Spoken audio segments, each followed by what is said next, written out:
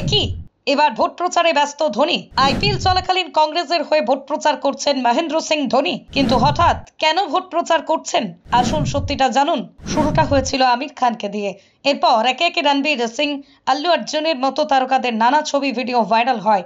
লোকসভা ভোটে নির্দিষ্ট দলের হয়ে প্রচার করছেন এই তারকারা, এমনটাই দাবি ওঠে, যদিও প্রত্যেকেই সেটা অস্বীকার করেছেন এবং ভিডিও বা ছবি ডিপফেক বলে প্রমাণিত হয়েছে। দায়ের হয়েছে এফআইআরও।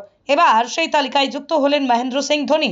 সম্প্রতি টিম ইন্ডিয়ার প্রাক্তন অধিনায়ক মহেন্দ্র সিং ধোনির একটি ছবি ভাইরাল হয়েছে, যেখানে দাবি করা হচ্ছে তিনি 2024 লোকসভা ভোটে কংগ্রেসের হয়ে প্রচার করছেন। একাধিক অ্যাকাউন্ট থেকে এটি আপলোড করা হয়েছে।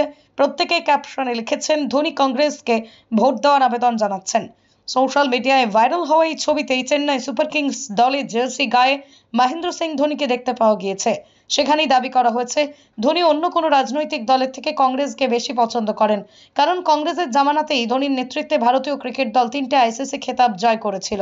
হিমাংশু সি 54746 নামে ওই টুইটার অ্যাকাউন্ট থেকে আরও দাবি করা হয়েছে একজন অপয়ার ছায়া আমাদের দেশের প্রতিটা জায়গায় পড়েছে, আর সে কারণেই 2014 সালের 26শে মের পর থেকে আমরা আর কোনো আইসিসি খেতাব জিততে পারিনি। আদৌ কি এই ছবিতে কংগ্রেসের হয়েই প্রচার করছিলেন মহেন্দ্র সিং ধোনি?